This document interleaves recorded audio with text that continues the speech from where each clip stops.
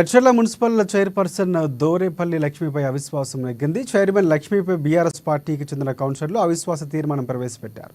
27 మంది కౌన్సిలర్లకు గాను 26 మంది కౌన్సిలర్లు అవిశ్వాస సమావేశానికి హాజరై చైర్పర్సన్కు వ్యతిరేకంగా ఓటేశారు. దీంతో జడ్చర్ల తొలి మున్సిపల్ వైస్ చైర్మన్ పదవిని కోల్పోయారు.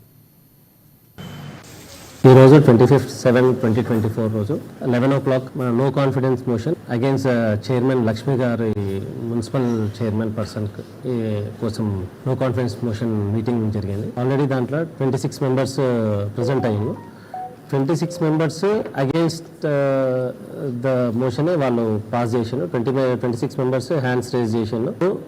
ఇప్పుడు ప్రవేశపెట్టిన ఏదైతే అవిశ్వాస తీర్మానం ఏదైతే ఉందో అది నెగ్గినట్టుగా ప్రకటిస్తూ మేము already as a presiding officer నేను కలెక్టర్కి ఇవన్నీ సబ్మిట్ చేస్తాను. ఈ రిపోర్ట్స్ అన్ని